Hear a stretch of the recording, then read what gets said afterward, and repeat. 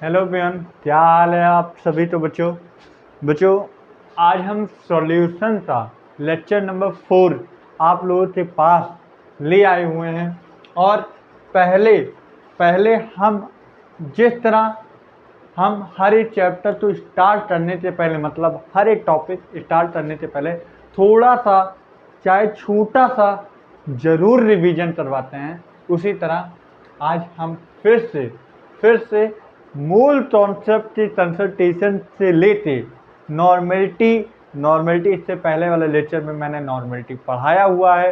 तो इससे पहले तो एक बार तुम्हारा रिवीजन करवा लूं, जिससे कि हमारा और तुम्हारा कनेक्शन हो जाए दोबारा। ठीक है? अरे सर, कनेक्शन तो हो जाए पहले से ही। 1 मिनट हो जाए ना।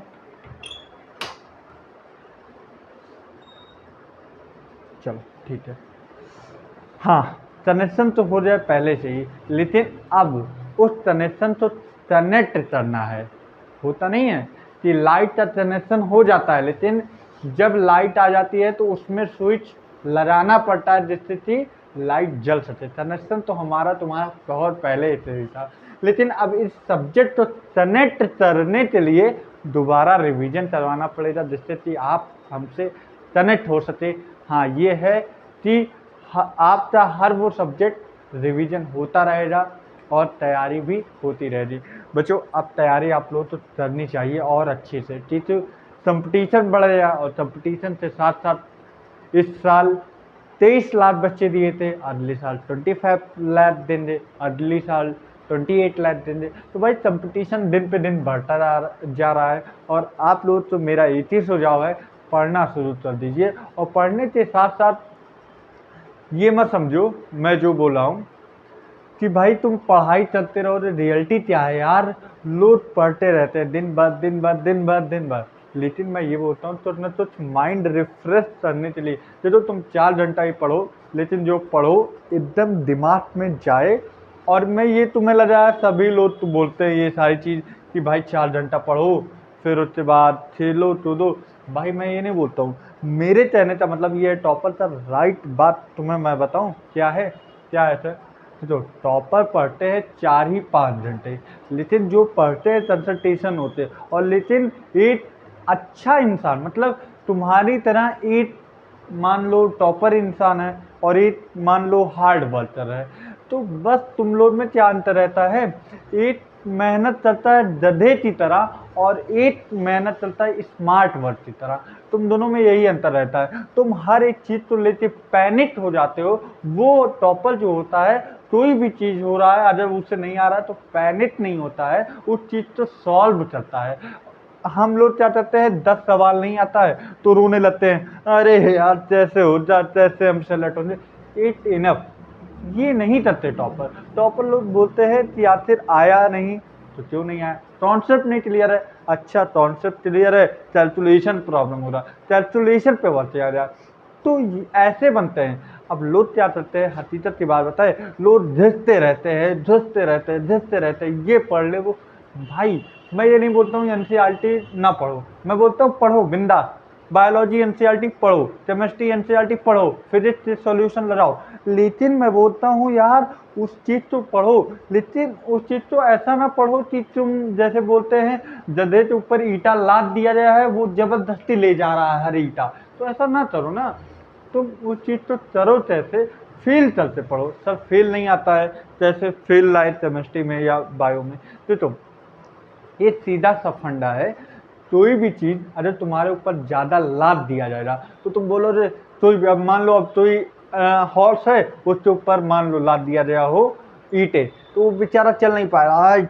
ये ऐसे चलेगा, तो तुम्हें ऐसे नहीं करना यार कि तुम्हारे पास तुम्हारे पीठ पे एनसीईआरटी लाद दिया है और तुम लेके भी नहीं चल पा रहे हो, और तुम्हें अपने पे रोना आ रहा है कि मैं क्यों बायोलॉजी लिया हूँ। ऐसा तो ना सोचा। तो पहली चीज, जितनी भी निगेटिविटी होती है वो सारे दूर करो।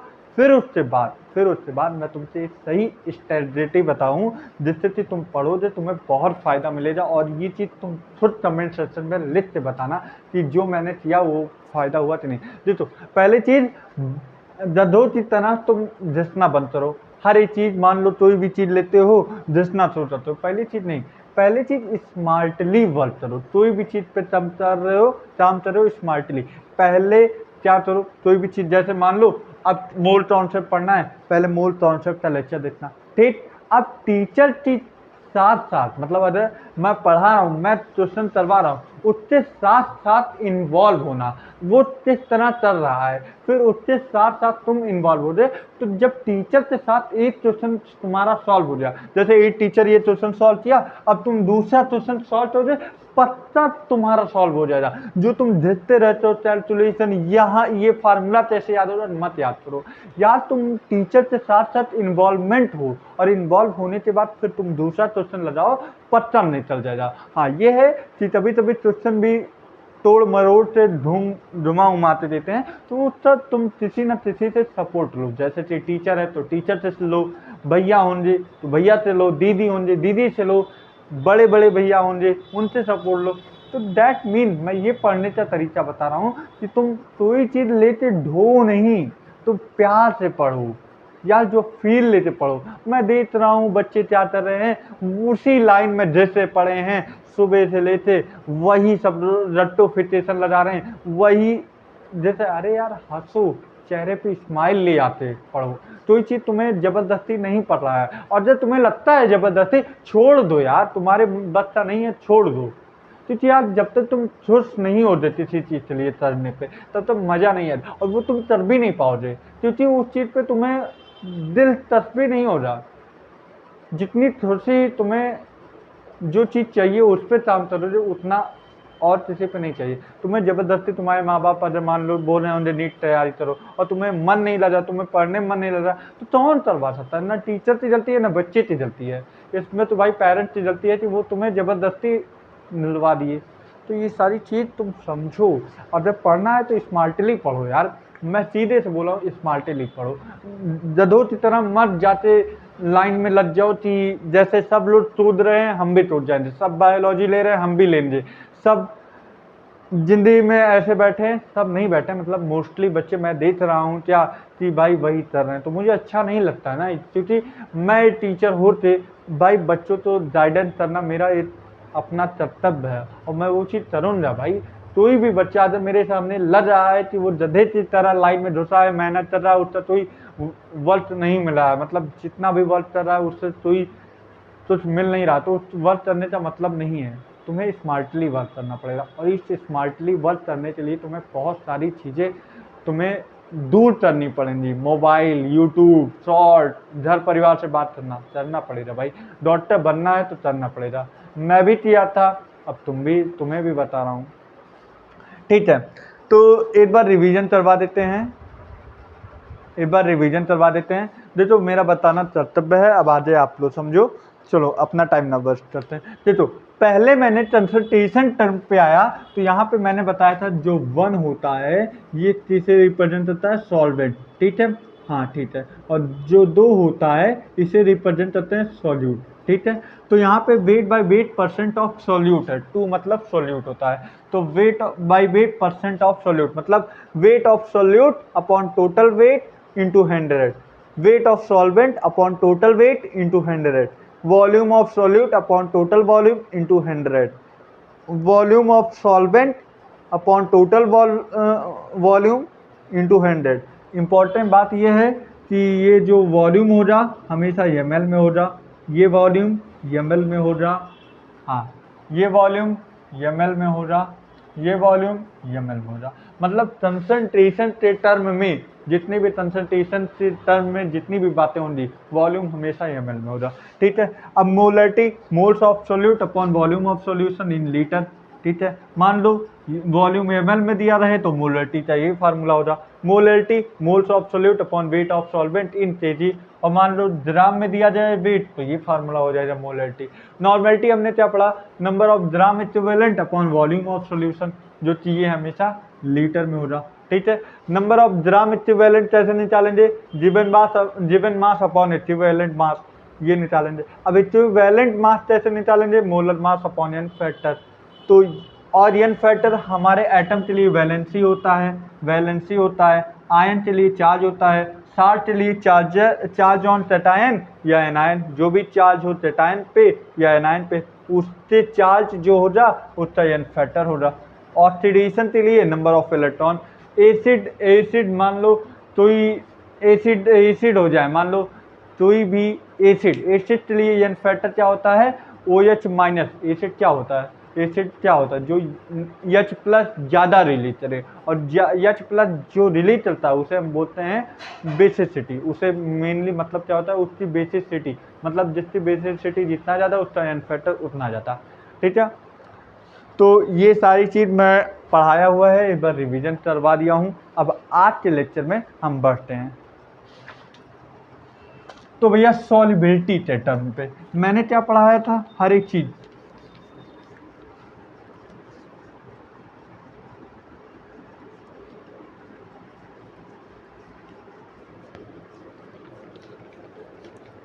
अब चलो, अब एक बार थोड़ा पानी पी लेते हैं, एनर्जी मेरे पास भी आ जाए, फिर उसके बाद एकदम लाइन से पढ़ेंगे।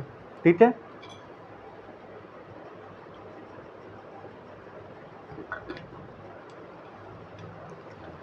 हाँ सॉल्युबिलिटी, मैंने सॉल्युबिलिटी के बारे में क्या बताया था। सॉल्युबिलिटी क्या होता है, maximum amount of solute, maximum amount of solute that can be dissolve in a given solvent at temperature and pressure. मैंने यही बताया था ना, हाँ सर यही बताए थे। मतलब मैक्सिमम से मैक्सिमम अमाउंट ऑफ सॉल्यूट जो कि हम सॉल्वेंट में डिजॉल्व कर सकते हैं, किस पे, एट टेम्परेचर और pressure, eight constant temperature and pressure. फिर मैंने बोला था टाइप्स ऑफ सॉल्यूशन, जो कि 3 प्रकार के होते हैं, सैचुरेटेड, अनसैचुरेटेड, एक सुपर सैचुरेटेड।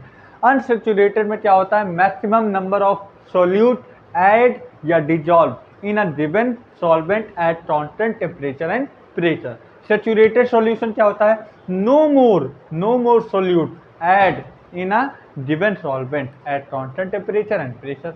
और सुपर सैचुरेटेड में क्या है, minimum amount of solute that can be add या डिजॉल्व बोलो in a given solvent at constant temperature and pressure.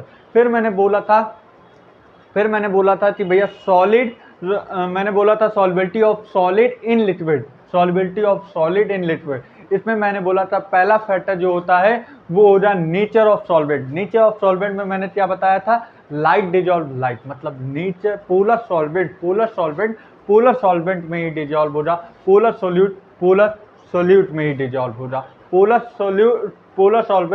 Solvent में ही डिजॉल्व हो जा, नॉन पोलर सॉल्वेंट में ही डिजॉल्व हो रहा। फिर मैंने बोला था पोलर का डाइपोल मूवमेंट नहीं जीरो होता है, नॉन पोलर का डाइपोल मूवमेंट जीरो होता है। फिर मैंने दूसरा फैक्टर क्या बोला था, नेचर ऑफ सोल्यूट, मतलब पोलर सॉल्वेंट में ही डिजॉल्व हो रहा, नॉन पोलर सॉल्वेंट में ही डिजॉल्व होने।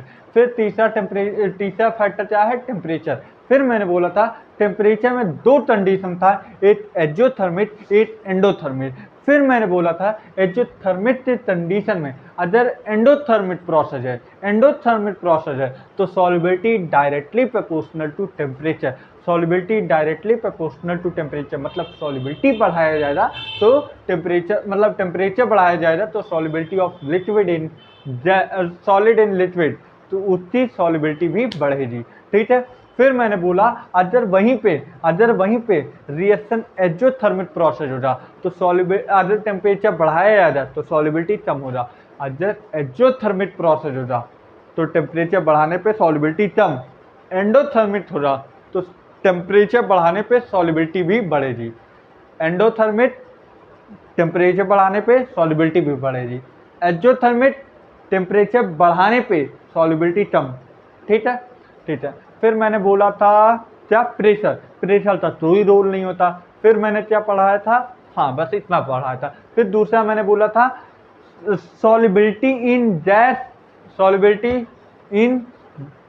ऑफ गैस इन लिक्विड, फिर मैंने ये बात पढ़ाया था solubility of gas in liquid.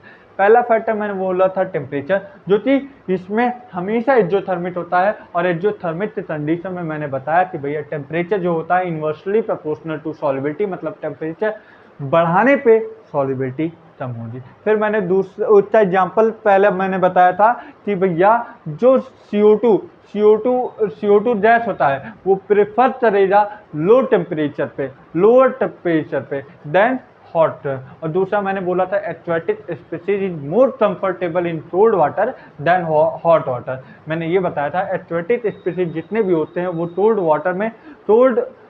Water में ज़्यादा स्टेबल होते हैं देन हॉट वाटर। ऐसा क्यों? क्योंकि भैया कोल्ड वाटर में ऑक्सीजन की सॉल्युबिलिटी ज़्यादा होती है और हॉट वाटर में ऑक्सीजन की सॉल्युबिलिटी कम हो जाती है। इसी वजह से जितनी भी एक्वेटिक स्पीसीज लाइफ होती है वो हमेशा कोल्ड वाटर में रहना चाहते हैं क्योंकि उनके लिए बहुत सुटेबल इन्वायरमेंट कोल्ड वाटर होता है।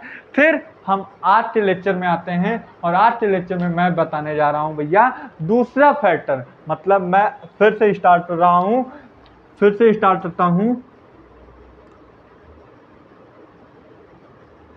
solubility of gas in liquid। इसमें मैंने पहला फैक्टर बताया था, इसमें मैंने पहला फैक्टर बता दिया था, पहला फैक्टर बताया टेम्परेचर। पहला फैक्टर मैंने बताया टेम्परेचर। यहाँ पे मैंने बोला था ये हमेशा एक्सोथर्मिक होगा, ऑलवेज एक्सोथर्मिक। अब मैंने बोला था एक्सोथर्मिक होगा तो भैया जो टेम्परेचर वो इन्वर्सली प्रोपोर्शनल टू सॉल्युबिलिटी होगा, solubility of gas in liquid. ठीक है, गैस इन लिक्विड मतलब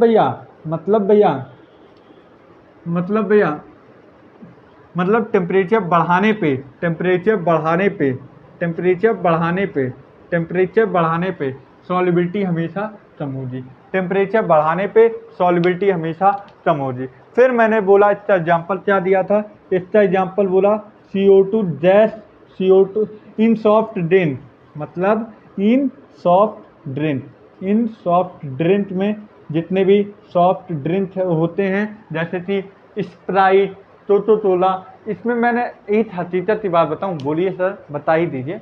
इसमें मैं तुम्हें बात बताऊं, मैं परसों की बात बता रहा हूं, क्या बता रहे हैं सर? परसों मेरे साथ एक बहुत बड़ा प्रैंक हो गया। कैसे सर मुझे भी बताइए, मैं भी आप लोगों के साथ इन्वॉल्वमेंट। देखो परसों मैंने ये आप लोगों के लिए लेक्चर बनाने के लिए मैंने स्प्राइट ले आया था, जिससे कि आप लोग को ये बात फील हो किस तरह CO2 वाला सॉफ्ट ड्रिंक CO2 की कंसंट्रेशन या CO2 की सॉल्युबिलिटी कैसे इंक्रीज होती है, कैसे डिक्रीज।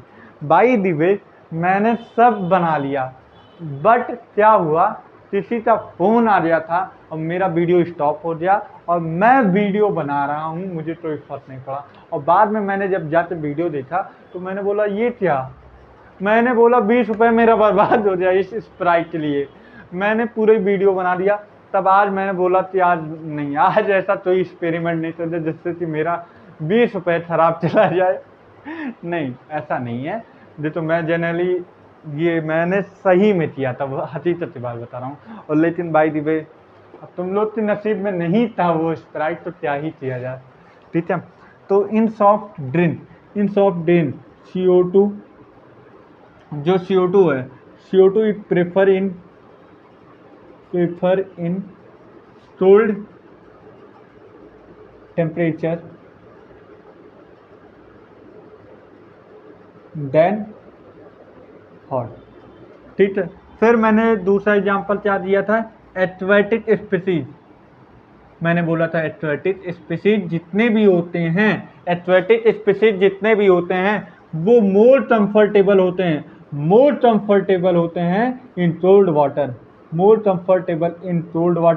Then hot water. ये मैंने बताया था। फिर मैं आता हूँ दूसरे फैक्टर पे। अब आज का लेक्चर स्टार्ट हो रहा, अब मेन है, मतलब मैंने ये पहला फैक्टर बता रखा था, इस वजह से मैं थोड़ा धीमे था, अब स्पीड पकड़ रहा हूँ। अब देखो दूसरा फैक्टर था नेचर ऑफ सोल्यूट। एक मिनट देना बस। दूसरा फैक्टर था नेचर ऑफ सोल्यूट।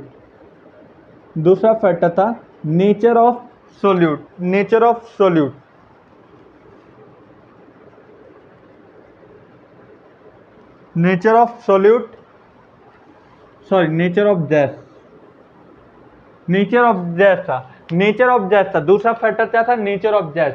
फिर मैंने बोला कि भैया नेचर ऑफ गैस क्या होता है सर, ये तो बताइए नेचर ऑफ गैस क्या होता है। तो मैंने बताया क्या कि बोला भैया जो गैस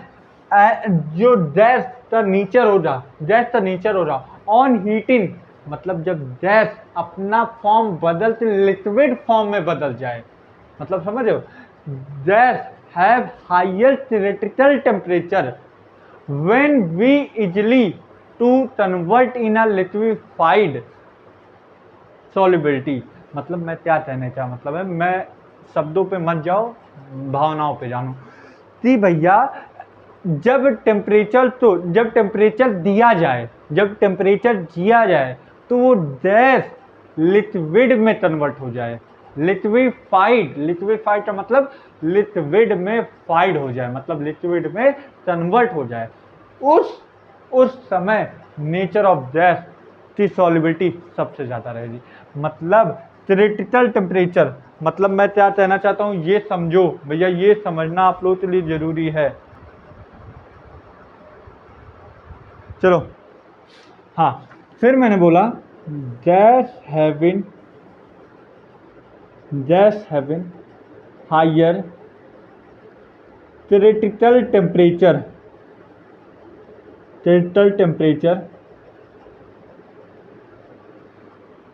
गैस के पास इतना theoretical टेम्परेचर हो उसमें विल इजली इन लिक्विफाइड, मतलब वो गैस लिक्विफाइड हो जाए, मतलब गैस तो इतना टेम्परेचर दे दिया जाए कि वो इजली लिक्विफाइड हो जाए, लिक्विफाइड इनटू अ गैस। मतलब वो गैस तो इतना टेम्परेचर दे दिया जाए कि वो लिक्विफाइड हो जाएगा, और liquefied into a soluble as soluble liquid, क्योंकि जब लिक्विफाइड हो जाएगा तब उसकी सॉल्युबिलिटी बढ़ेगी। मतलब क्रिटिकल टेम्परेचर बढ़ा दिया जाए तो सॉल्युबिलिटी बढ़ेगी। तो यहाँ पे मैं लिख दे रहा हूँ कि क्रिटिकल टेम्परेचर जब बढ़ाने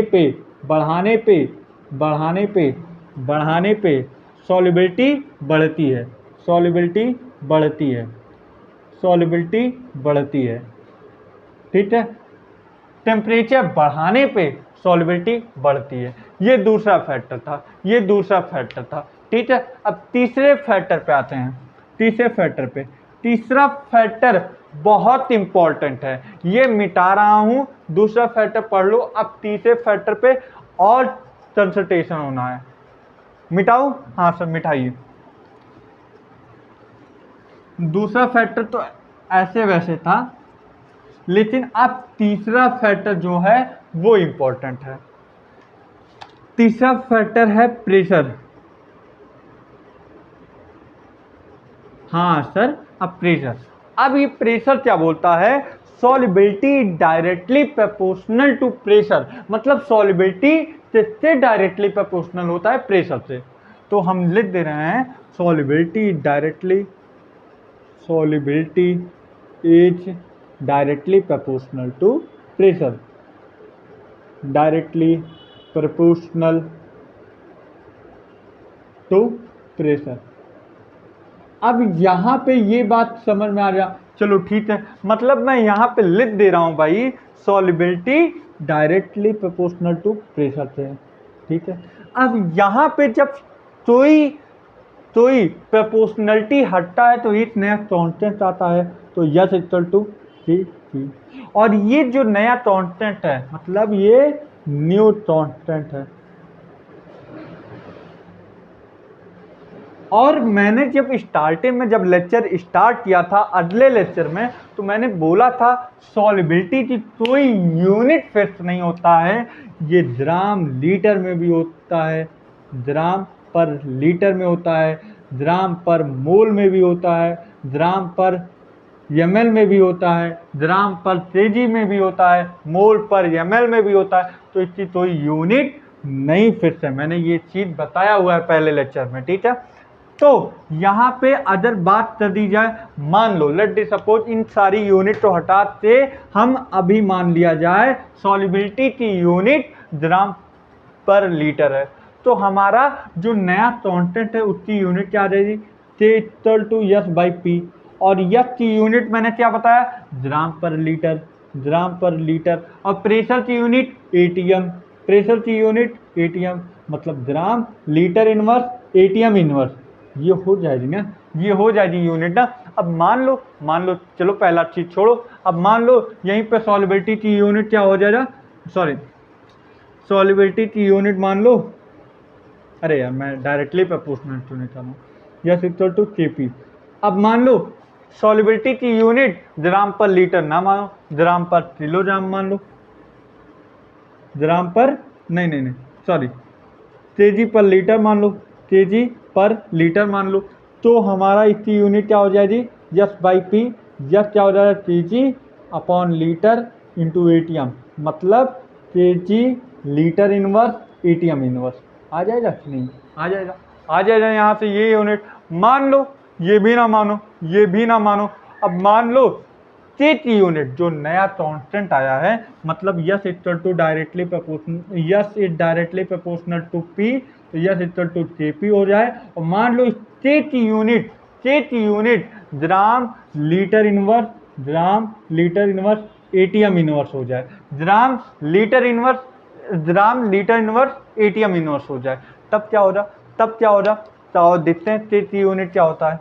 देखो के की यूनिट क्या हो रहा है, के की यूनिट, तब हमें प्रेशर की यूनिट निकालना है, यहाँ से हमें प्रेशर की यूनिट निकालना है, प्रेशर की यूनिट निकालना है, तो प्रेशर की यूनिट निकालना है, pressure equal to S by K हो जाएगा, यस बाई के हो जाएगा, इसका मान लो ग्राम पर लीटर होता है, ग्राम पर लीटर होता है, इसका होता है स्ट्रेंथ का मान लो, अभी ये मान लो सॉल्युबिलिटी का ग्राम पर लीटर होता है, ग्राम पर लीटर होता है, तो सॉल्युबिलिटी का यूनिट क्या हो जाएगी, ग्राम, ग्राम लीटर इनवर्स ले सकते हैं कि नहीं, ग्राम पर लीटर तो मैं ले सकता हूं ग्राम लीटर इनवर्स, और के की यूनिट मैंने क्या दिया है, ग्राम लीटर इनवर्स एटीएम इनवर्स, मैंने यही दिया है, हाँ दिया है, दिया है तो यहाँ से प्रेशर की यूनिट क्या आ रही, ग्राम लीटर इनवर्स, ग्राम लीटर इनवर्स चला जाएगा, और 1 बाई एटीएम इनवर्स, मतलब ऊपर आएगा तो एटीएम आ जाए, तो प्रेशर की यूनिट क्या हो जाएगा, एटीएम,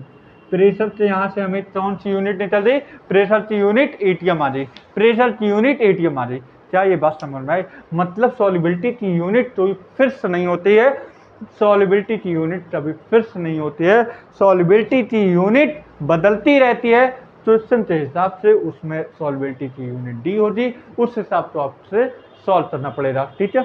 अब यहाँ पे तुम्हें मालूम पड़ गया कि S solubility directly proportional to pressure, अब यहीं से हेनरीज लॉ स्टार्ट होता है, यहीं से हेनरीज लॉ स्टार्ट होता है, हेनरी लॉ स्टार्ट होता है, हेनरीज लॉ स्टार्ट होता है, यहीं से, यहीं बताते हैं solubility directly proportional to pressure, लेकिन भैया अभी पूरी तरीके से हेनरीज लॉ फॉलो नहीं कर पाए, मतलब अभी प्रूफ नहीं कर पाए, तब इसके बाद डॉल्टन साहब आए, अब उनके दिमाग में चला यार ये तो क्या बात है, हेनरीज ने बहुत बड़ा काम कर दिया, मतलब solubility directly proportional to pressure, बहुत सही सॉल्युबिलिटी। अब हम सॉल्युबिलिटी तो क्या ले सकते हैं, इन्होंने डाल्टन के हिसाब से इन्होंने बोला सॉल्युबिलिटी मोल फ्रैक्शन के हिसाब में मेजर कर सकते हैं, तो डाल्टन का क्या इंटरप्रिटेशन रहा, ये मिटा रहा हूं,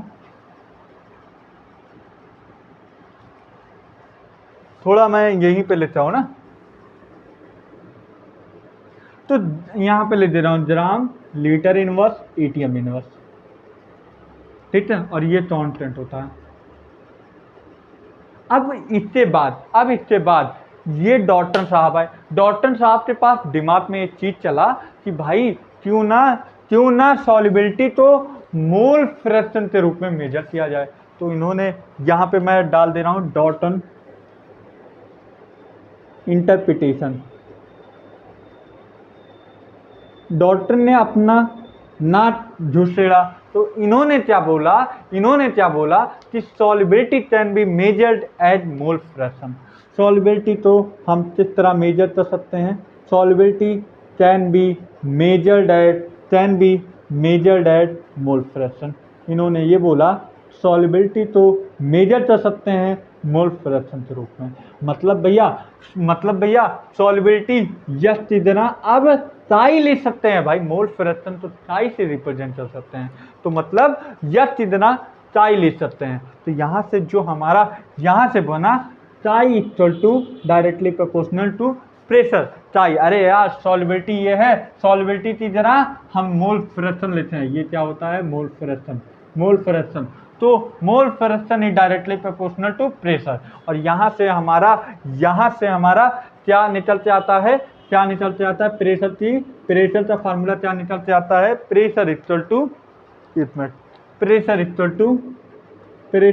टू एट। जब प्रोपोर्शनलिटी हटती है तब एक यूनिट आता है, एक कांस्टेंट आता है CH और इंटू यस आता है। और ये टाई जो होता है ये मोल फ्रैक्शन होता है। और यहाँ पे P जो होता है ये प्रेशर होता है। और यही CH जो है इन्होंने डॉल्टन साहब ने इसे एक नया नाम दे दिया, हेनरीज कांस्टेंट। इसका नाम क्या दे दी? Henrys constant. यहाँ से हेनरीज कांस्टेंट का स्टार्ट हुआ। मतलब हेनरीज लॉ तो एकदम प्रूफ करने में डॉल्टन का हाथ था। इन्होंने जब हेनरीज लॉ था तो इन्होंने डायरेक्ट बोला था सॉल्युबिलिटी जो है प्रेशर से डायरेक्टली प्रोपोर्शनल है। तो यहाँ पे हमने प्रेशर की कई सारी यूनिट डाली और हमारा मेन फार्मूला आया S equal to K into P. और यहाँ पे डाल्टन का इंटरप्रिटेशन क्या आया कि सॉल्युबिलिटी तो हम मेजर कर सकते हैं मोल फ्रैक्शन में। तो हम mole fraction is directly proportional to pressure और pressure equal to CH into mole fraction. या टाई जो होता है ये मोल फ्रैक्शन होता है और ये सारी चीज डॉल्टन का है। ठीक है, ये सारी चीज लेट लो। समझ में आया? तो ही ज्यादा हार्ड वाली चीज नहीं है, समझ में आया होगा, बहुत सिंपली मैंने समझाया।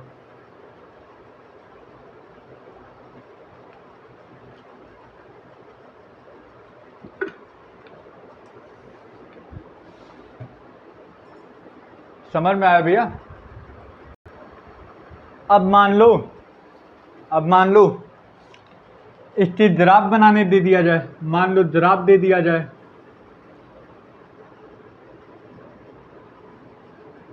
मान लो पूछ लिया जाए प्रेशर और CH का ग्राफ बना दिया जाए, तो ये कैसे बनेंगे? प्रेशर और CH का ग्राफ कैसे बनेगा? ये सीधे बनेगा डायरेक्टली प्रोपोर्शनल। अरे यार यहाँ से तुम्हें क्या मालूम पड़ा? यहाँ से मालूम पड़ा कि प्रेशर जो होता है वो डायरेक्टली प्रोपोर्शनल टू CH है। Pressure is directly proportional to CH। इसका स्लोप क्या हो जाएगा? CH। ठीक है, sorry, pressure is directly proportional to CH, तो मतलब इसका ग्राफ स्ट्रेट लाइन बन जाएगा, स्ट्रेट लाइन। अरे यार छोड़ो, मान लो तुमसे ये बोल दिया जाए कि भाई मान लो मोल फ्रैक्शन और CH का ग्राफ बनाओ, तब क्या करोगे? यहाँ पे जो बनेगा रेक्टेंगुलर हाइपरबोला बनेगा। मान लो भाई प्रेशर और उस पे दे दिया जाए, सॉरी यहाँ पे CH रहेगा, CH और यहाँ पे मोल फ्रैक्शन। तो ये ग्राफ तो इस तरह नजर आएगा, देख लो। ठीक है, अरे यार यहाँ कैसे आया ये भी सुन लो। मान लो मोल फ्रैक्शन नीचे लाओ, अरे यार ये ऐसे लाओ, P equal to CH into mole fraction है। मान लो मोल फ्रैक्शन नीचे ले आओ तो P by mole fraction equal to CH, मतलब CH is inversely proportional to mole fraction. तो ये ग्राफ आ गया हाइपरबोला। CH बढ़ेगा तो मोल फ्रैक्शन कम होगा, ये ग्राफ हो जाएगा। अब देख लो CH किस फैक्टर पे डिपेंड करता है, और लिखवा दे रहा हूँ, ये मिटा रहा हूँ इधर से भैया। CH से फैक्टर पे डिपेंड करता है। पहली चीज नेचर ऑफ गैस, सॉल्वेंट पे, सॉल्वेंट या सोल्यूट, फिर दूसरा टेम्परेचर, चौथा प्रेशर। ये सारी चीज पे हमारा TH मतलब हेनरीज कांस्टेंट डिपेंड करेगा।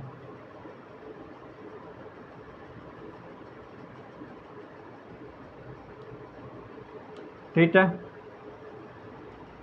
ये चार factor nature of gas, solvent और सोल्यूट पे, टेम्परेचर और प्रेशर पे डिपेंड करेगा हमारा हेनरीज कांस्टेंट। ठीक है भैया, ठीक है।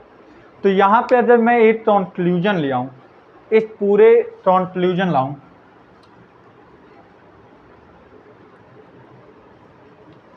पूरा एक कंक्लूजन लाऊं, तो यहाँ से हमें क्या मालूम पड़ा, सॉल्युबिलिटी जो होता है वो इनवर्सली प्रोपोर्शनल टू टेम्परेचर, पहला फैक्टर पढ़ा। Directly proportional to number of mole of solute, मतलब नंबर ऑफ गैस पे, तो गैस पे मतलब थ्योरेटिकल टेम्परेचर पे डायरेक्टली प्रोपोर्शनल है। फिर उसके बाद तीसरा फैक्टर हमने क्या पढ़ा, प्रेशर, प्रेशर भी डायरेक्टली प्रोपोर्शनल है। मतलब solubility of gas in liquid में सॉल्युबिलिटी है inversely proportional to temperature, directly proportional to theoretical temperature और डायरेक्टली प्रोपोर्शनल टू प्रेशर। ये सारी चीज हमने पढ़ा है इकट्ठे, ये तुम्हारे लिए शॉर्ट फार्मूला हो गया। ठीक है, ठीक है, यही सारी चीज शॉर्ट फार्मूले की तरह आपको वर्क करेगा। अच्छा, अब हेनरीज ला था तो न तो लिमिटेशन भी तो हो जा, तो न तो लिमिटेशन भी हो जा। लिमिटेशन क्या होता है हेनरीज ला था, भैया अगर इसे ज़्यादा टेम्परेचर दे दिया जाए तो इसका ज़्यादा काम नहीं हो पाएगा, न ज़्यादा टेम्परेचर दे दिया जाए न कम टेम्परेचर दे दिया जाए। अरे यार, अगर मान लो स्प्राइट होता है इसमें, तो अगर इसमें ज़्यादा धूप में रख दिया जाए तो इसकी सॉल्युबिलिटी कम हो जाएगी। अगर मान लो ज़्यादा ठंडक में रख जाए, मान लो ये गैस, ये जो वाटर है, मतलब इसमें जो स्प्राइट है वो लिक्विड है, वो सॉलिड में बदल जाए तो भी इसकी सॉल्युबिलिटी नहीं पता पाओगे, मालूम पड़ा पीने की जहाँ इसे खाना पड़ेगा। तो भैया इसकी सॉल्युबिलिटी दो तरीके से डिफाइंड हो सकती है कि इसे ऑप्टिमम टेम्परेचर चाहिए तभी इसकी सॉल्युबिलिटी अपना मेंटेन रहेगा। अगर इसे ज़्यादा टेम्परेचर दे दिया जाए तो भी इस स्प्राइट में मज़ा नहीं आएगा पीने में, और ज़्यादा ठंडक मतलब टेम्परेचर लो कर दिया जाए तो भी मज़ा नहीं आएगा। तो मतलब एक ऑप्टिमम टेम्परेचर चाहिए इसे। तो लिख दे रहे हैं भाई,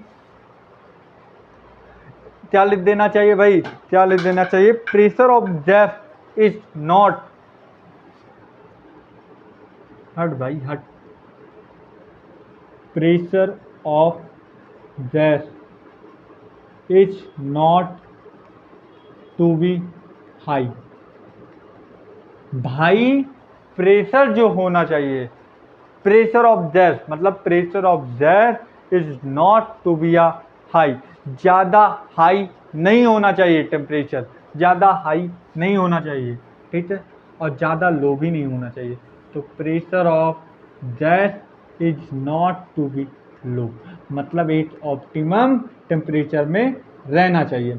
और तीसरी चीज़ भैया, ये रिएक्ट नहीं करना चाहिए। मान लो NH3 और H रिएक्शन करवाओ और मालूम पड़ा है अमोनिया बना ले, तो ये रिएक्शन ना था, मतलब during reaction it does not take any undergo any reaction, मतलब रिएक्शन के समय मतलब ये इसकी सॉल्युबिलिटी तभी मेंटेन रहेगी कि भैया ये किसी से ना रिएक्शन करे, मतलब during process they do not react any reaction, मतलब किसी से ना रिएक्ट है। मालूम पड़ा एक अमोनिया ले आए, एक NH3 ले आए और एक H2SO4 ले आए, मालूम पड़ा NH4 बना दिया जाए, तो ये तो आपस में रिएक्ट कर रहे हैं।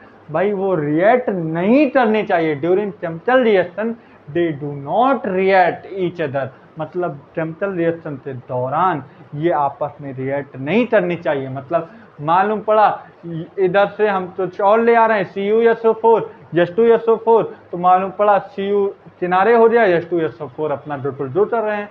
तो भैया रिएक्शन के दौरान, केमिकल रिएक्शन के दौरान कभी आपस में रिएक्ट नहीं करने चाहिए। तो during chemical reaction they do not react each other. During chemical reaction they do not react, ये एक दूसरे के साथ रिएक्ट नहीं करने चाहिए, ठीक है, नहीं करने चाहिए। ठीक है भैया, ठीक है सर, लिख लो लिख लो लिख लो। और एक और है limitation, during chemical reaction it can not dissociate, ये डिसोशिएट नहीं होना चाहिए। It can not dissociate, dissociate नहीं होना चाहिए। देख ले रहे हैं नीचे तक आ रही है पूरी वीडियो।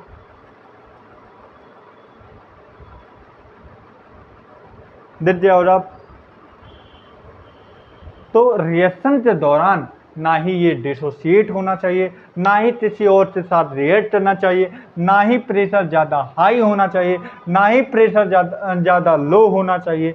मतलब एक ऑप्टिमम कंडीशन चाहिए हेनरीज ला के लिए। तो हेनरीज ला ये सारी बात मानता है कि भैया जो KH है यहाँ पे हेनरीज कांस्टेंट होता है, X जो होता है मोल फ्रैक्शन होता है, P जो होता है प्रेशर होता है।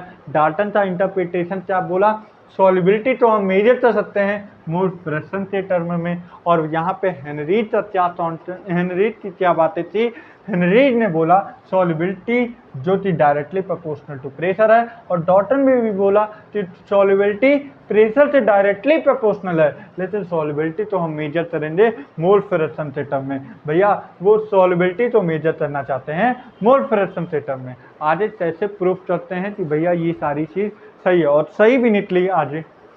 ठीक है, ठीक है भैया, ठीक है सर। तो इसके बाद छुट्टी नहीं दे रहा हूँ, ऐसा मत सोचो कि छुट्टी दे रहे हैं आप मस्ती मारे एक बार जाएंगे घूम के आएंगे एक बार जाते इधर, नहीं छुट्टी नहीं। अब इसके बाद हेनरीज लाता तो न तो एप्लीकेशन होगा। तो एप्लीकेशन का पहला ये है कि कभी तुम माउंटेन की तरफ गए हो जे। हाँ सर जय होंगे, सर नहीं जय होंगे सर, यही मेरा घर ही माउंटेन है और यहीं पे हम पूरे माउंटेन की तरह चक्कर लगाते रहते हैं। तो तुमने किसी न टीवी में या कहीं न कहीं देखा होगा, सुना होगा कि माउंटेन पे लोग जाते हैं। हाँ सर सुना है, टीवी पे भी सुना है, यूट्यूब पे भी सुना है। यूट्यूब पे तो देखे ही होगा।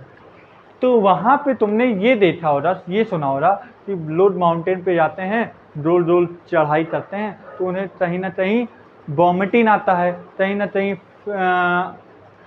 चक्कर आने लगते हैं, और कहीं ना कहीं उन्हें बहुत सारी चीज़ें प्रॉब्लम होती है, जैसे कि भाई बहुत सारी वॉमिटिंग होने लगना, और मतलब बहुत सारी छुटलाहट होना, नाटों पे विजिन हो जाए, स्नेजिन हो जाए, ये सारी चीज़ का प्रॉब्लम आना।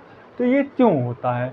रही बात जब हम ऊपर की तरफ माउंटेन की तरफ चढ़ते हैं तो वहाँ पे जो पार्शियल प्रेशर होता है, अरे यार breathing and exchange of gases में आपने पढ़ा होगा कि जो यहाँ पे जब हम लोग नीचे हैं तो यहाँ तक जो एटमॉस्फेरिक प्रेशर होगा 159 होता है। हाँ ये पढ़े हो ना? हाँ पढ़े हैं। जब हम ऊपर की तरफ जाते हैं तो पार्शियल प्रेशर जो होता है कम हो जाता है। इसीलिए तुमने देखा होगा कि जो भी मतलब ऊपर मतलब जितने भी डिजर्ट वाले लोड जो होते हैं, माउंटेन वाले लोड होते हैं, उनसे जो भी स्किन होती है बहुत ज़्यादा लाइट होती है। लाइट का मतलब कभी ना कभी भाई तुमने देखा ही होगा, मैं भी देखता रहता हूँ, मतलब मैं तो टीवी में देखा हुआ है कि भाई माउंटेन के लोड मतलब काफ़ी लाइट होते हैं। तो ये क्यों होता है? क्योंकि भैया वहाँ पे प्रेशर की कमी होती है, मतलब वहाँ पे जो पार्शियल प्रेशर होता है वो बहुत कम होता है। और जैसे यहाँ पे है, हमारे पूरे अर्थ पे है अर्थ पे, मतलब जहाँ पे नीचे, जहाँ पे एल्टीट्यूड पे नहीं, एल्टीट्यूड की बात नहीं कर रहा हूँ, एल्टीट्यूड पे तो ऑक्सीजन पार्शियल प्रेशर बहुत कम हो जाने की वजह से जो स्किन होता है वो सारे पिंक होने लगते हैं, बहुत लोगों से वाइट होने लगते हैं। तो एज आ बहुत लोगों से अलग अलग टाइप के, अब जो भी हो, मुझे भी कोई ज़्यादा आइडिया नहीं है, बस मैं भी देता हूँ। तो फिर यहाँ पे लोड बात है, यहाँ पे जो पार्शियल प्रेशर होता है वो हाई होता है, लेकिन जब हम जिस तरह ऊपर जाते रहते हैं तो ऊपर चढ़ाई चढ़ते वक्त पार्शियल प्रेशर जो होता है वो कम होने लगता है, और इसी वजह से हम लोगों को चक्कर फील होता है। और इसी वजह गाँव लोग तो क्या बोलते हैं, गाँव वाले यही बोलते हैं ना कि अरे काफ़ी ऊंचा था, इसी वजह से चलते चलते चक्कर आता है। भाई चलते उलते नहीं आता। रही बात पार्शियल प्रेशर की कमी होने लगती है, ऑक्सीजन की कमी होने लगती है, जिसकी वजह से हम लोग को चक्कर आता है, हम लोग को कमजोरी फील होती है, हम लोग को वॉमिटिंग आने लगती है, यही सारी चीज़ है। अब इसे एक एनसीईआरटी ने एक लाइन दिया है, एनॉक्सिया एनॉक्सिया एनॉक्सिया, ठीक है। ये एनसीईआरटी लाइन है, आप पढ़ना जरूर। एनसीईआरटी में ये सारी चीज़ दिया हुआ है, ये एप्लीकेशन ऑफ हेनरीज लॉ में दिया हुआ है, पढ़ना, ठीक है। और ये यहाँ पे क्वेश्चन पीवाईक्यू पूछा गया है, मैं मजाक में नहीं बता रहा हूँ, ये सारी चीज़ ये पीवाईक्यू पूछा गया है। और ये पीवाईक्यू अगर पूछा गया है तो कहीं ना कहीं सोच समझ के पूछा गया होगा। तो भैया एनसीईआरटी तुम्हें लगता है फिजिकल का पढ़ना नहीं जरूरी है? पढ़ना जरूरी है, जरूरी है। क्वेश्चन सॉल्व करो लेकिन एनसीईआरटी भी पढ़ो, मैं यही चीज़ रियलाइज। उसमें एक क्वेश्चन ये था एनॉक्सिया में, ठीक है। तो ये मैं एप्लीकेशन भी उसका बता दिया हूँ, ठीक है, ठीक है भैया। अब उसके बाद हम आते हैं liquid liquid solution, liquid liquid solution. चलो ऐसा करते हैं, लिक्विड लिक्विड सॉल्यूशन क्या स्टार्ट करते हैं, क्योंकि लिक्विड लिक्विड सॉल्यूशन अगर स्टार्ट होगा तो उसमें राउट ला पूरा आ जाएगा। तो आज हम लोग ने हेनरीज ला पूरा ख़त्म कर लिया है, अब कल हम लोग राउट ला स्टार्ट करेंगे। और राउट ला में कल स्टार्ट करने के बाद आइडियल नॉन आइडियल वो भी ख़त्म करेंगे, मतलब कल हम लोग पूरा ख़त्म कर लेंगे। फिर परसों टॉलिजेटिव प्रॉपर्टी स्टार्ट हो जाएगी, परसों टॉलिजेटिव प्रॉपर्टी स्टार्ट हो जाएगी। कल राउट ला हम लोग सॉल्व कर लेंगे, ख़त्म कर लेंगे। परसों हम लोग टॉलिजेटिव प्रॉपर्टी पे आ जाएंगे। टॉलिजेटिव प्रॉपर्टी 4 होता है, relative in relative in lowering point, elevation in boiling point, और थर्ड क्या है, depression in freezing point, fourth क्या है, ऑस्मोटिक प्रेशर। और फिर उसके बाद हम लोग का एक क्या नाम है, क्या बचा है, वांट ऑफ फैक्टर। बस चैप्टर कंप्लीट, मतलब करीब करीब 3 लेक्चर और रहेगा, 3 लेक्चर में ये चैप्टर होता है कंप्लीट, ठीक है।